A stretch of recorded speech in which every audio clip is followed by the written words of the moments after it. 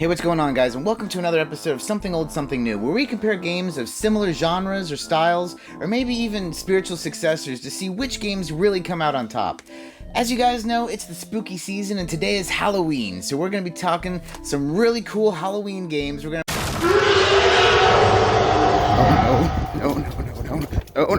No. So, today we're going to be comparing Predator games. We're going to be comparing Predator 2 on the Sega Genesis and Predator Concrete Jungle for the Xbox.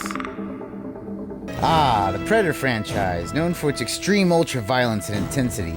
You know I got excited when I saw this copy of Predator 2 for the Sega Genesis sitting in my local pawn store in the case. I mean, look at this thing. You got the Predator on top of a tower holding straight up a skull and human spine. I mean, come on, that is crazy. But one thing that sets Predator apart from its peers in the horror genre is the tension it builds, and it builds this with excellent sound design and a fantastic soundtrack. And I'll be the first to say that some of my favorite music comes from the Sega Genesis, so I cannot wait to hear what this game sounds like on it.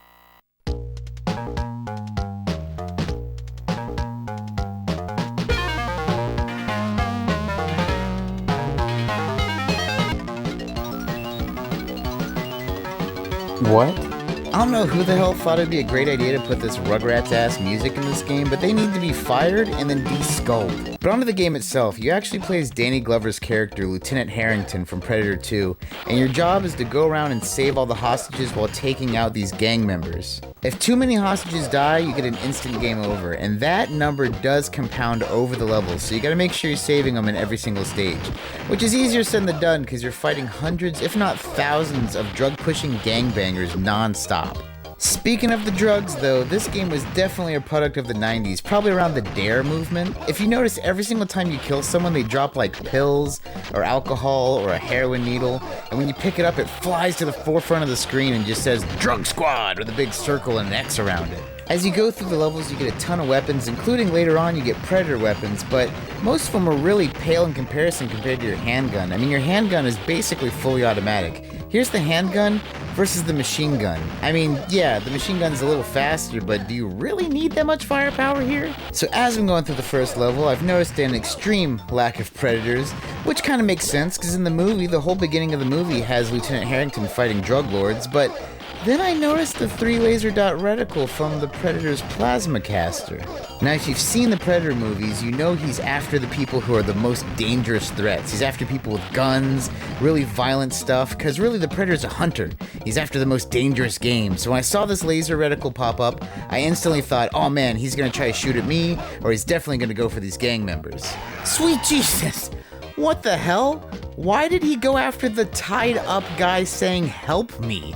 What in the world are they trying to do with this? I mean, I still don't understand why he's killing hostages, but after you save all the hostages, that starts the end of the level, in which case you need to run to the exit before the Predator does blast you, so at that point, you need to run. So after you're done cleaning up the streets, you're going onto these rooftops, basically doing the same thing though, killing gangsters, saving hostages, watching out for the Predator's laser, blowing up the hostages. But then it's kind of weird, after you beat the roof, you go back to the streets and literally do more of the same. At this point, I actually had let too many hostages die, and I got blasted and got a game over. But that's when the realization hit me, we are playing in the Genesis era, baby. That means there are cheat codes. So, jump onto my old friend the internet, and look up an awesome cheat for unlimited life and unlimited lives. And it's, hard, man? I don't know, I guess these guys just have too much tood. But anyway, let's jump back into the game. After you're done cleaning the streets for a second time, then you're at a train station where the first time you actually see the Predator. This kind of mirrors the movie in the sense that there was a train scene in a movie, even though the scene took place on a train, not at a train station. But it is kind of cool that, at least in this level, as you're saving hostages, you have like a secondary threat to worry about, being the Predator. Plus, at the end, you kind of have a miniature boss fight where you get to actually fight him. Then you go to the meat locker. Now, if you've seen the movie, this was like Gary Busey's crazy plan where he went in and he knows that the Predator works off of thermal vision, so they go into a cold place and have all these guys in spacesuits. Now, what doesn't make sense is why is this meat locker still filled with the hundreds of drug-pushing gangsters, And why have they tied up the, like, spacemen that you now have to rescue? Plus, you fight predators pretty much all over the place. This level literally is like someone kind of had the movie on in the background and was like, yeah, that's probably about right. But after you beat that level, you know what's next. The streets again, baby! If you're not done cleaning the streets, you're feeling defeat. I don't know, this game obviously is pretty damn lazy, seeing as how 3 of the very few levels are all the same level. That being said, there is one more level left, and this one kind of mixes it up entirely. So the final level is kind of cool, but it's also really quite strange. You're on the Predator ship itself, but I mean, if you've seen the movie, you do go here, except for Lieutenant Harrington chases a Predator here and they have a one-on-one fight. In this level, you're basically going through this maze. To call it anything else would be a lie.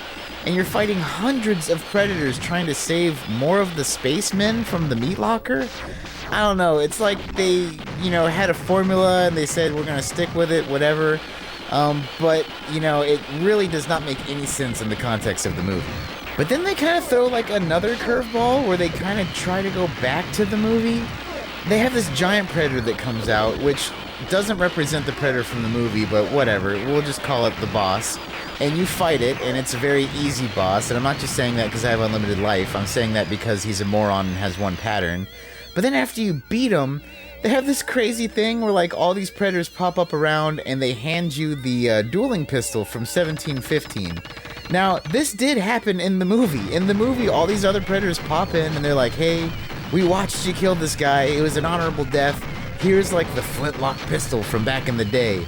So like, I don't know, this whole movie game combination, it just does not make sense. I mean, it's like they wanted to do it, then they didn't do it, and then they finish it and they did do it. I don't know, I have no idea.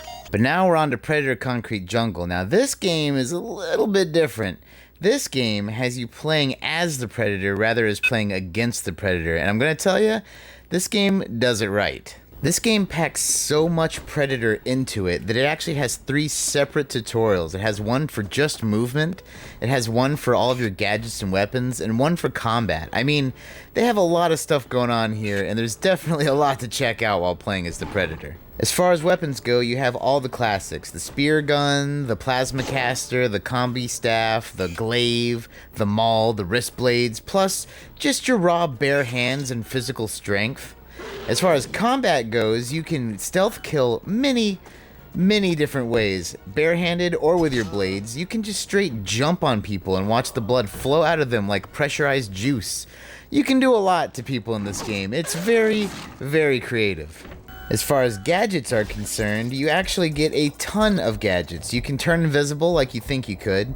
You have 3 different kinds of visions: thermal, electric vision, and this other one, which I keep forgetting what it does, but I'm sure it's useful in some sense. Your plasma caster and of course your invisibility run off of power, and when your power runs low, you can switch to the tech vision to follow power lines over to like an electrical panel, which you then punch to recharge your battery. Yeah, you punch your fist straight into the lightning to get more violence. This game is friggin' amazing. It's not just the gameplay and the combat that's amazing, the story itself is actually quite awesome. So it starts out in the 1920s, where you are basically going through and you're doing your first mission as an unblooded predator. Now, you're going through and killing gangsters and all sorts of stuff, but obviously something is not going too well. Well, what ends up happening is you failed your mission, you're not going to make it out, and as the Predator code goes, you cannot let any of your stuff lay behind, so you detonate your bomb and make a huge explosion, kind of covering your tracks. Think the end of the first Predator movie. However, you survive, and not only do you survive, but some of your technology is left behind as well. Now, you get exiled to, like, I guess Scorpion Planet, and that's the last that you think you're going to be seeing of Predator, well, until 100 years later. In that 100 years, on, I guess we're presuming this to be Earth, they have taken your technology and made an advanced culture based entirely off of it. Well, the Predator overlords come back to your Scorpion Planet, where over the last 100 years, you've not only survived, but you have now created a mountain of dead scorpion monsters. Basically, you have to go back to Earth and pretty much right the wrongs you've caused and get some vengeance and reclaim your technology. The first thing you have to do is lay down the law. Basically, you go out and you find some gangsters who are now using your cloaking technology, and you take those guys off the streets, and in classic Predator fashion, throw them on the ground, skin them, and hang them upside down so everyone knows who the hell they're messing with. After you do that, the riot police call out the big guns with these crazy mobile suit Gundam things that kind of remind me of those robots from the Matrix. But man, you know, as violent as these things are, I feel horrible for them, because you don't just kill them. You rip open the cockpit, there's a pilot who can't do anything but scream as you tear his skull straight out of it and beat the machine to death with it. You can't call yourself a self-respected Predator game unless you have some xenomorphs in it. AVP, baby! Cool attention to detail. Unless you're using a blunt weapon, like if you're using a bladed weapon, you will take damage because of their acid blood. So we're gonna go into some spoilers here, some end-game spoilers, only because it does show off one of the coolest things about this game, and that is, so the final boss is like this half-human, half-predator hybrid. Come to find out, he's actually the son of the mob boss from the very beginning of the game. But that's not the crazy thing. The crazy thing is earlier in the game with the xenomorphs, you actually kill this guy's mom, and the mom explains that when he was born weak, and basically like was going to die, and using your Predator technology, you made him strong.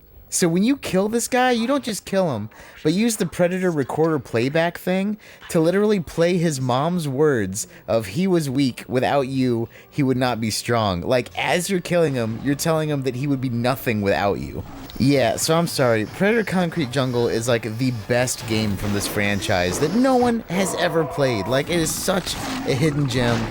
Like, this game needs a remake or definitely a sequel, but man, you know, Predator Concrete Jungle, you know, aces all day. So as far as which one comes out on top, it's a no-brainer. Predator Concrete Jungle destroys Predator 2 on the Genesis. Not even close. The sad part is they have not made a Predator game that good since Predator Concrete Jungle. You know, I don't know who's making the Predator games nowadays, but they need to go back to the roots and they need to make a sequel to this thing, because I'm telling you, this is one of the most fun games I've played in a long time. But hey, what do you guys think? You know, do you guys think the Genesis one is better? Or do you think the Xbox PS2 one is better? Let me know down in the comments down below what you think, and I look forward to kind of reading what you guys have to say about it. But hey, you know, have a happy Halloween. Thank you so much for watching the video. If you haven't subscribed, please do. Feel any kind of way, leave a thumbs up or a thumbs down. And you know, as always, take it easy. So this is the walk of shame with the fucking Predator. Oh my god. Oh, this is fun. We have fun here. Oh man. I'm just gonna start recording because that was good. That was good. Okay, hold on. Do that again. Do that again. But I just want to see. I gotta see.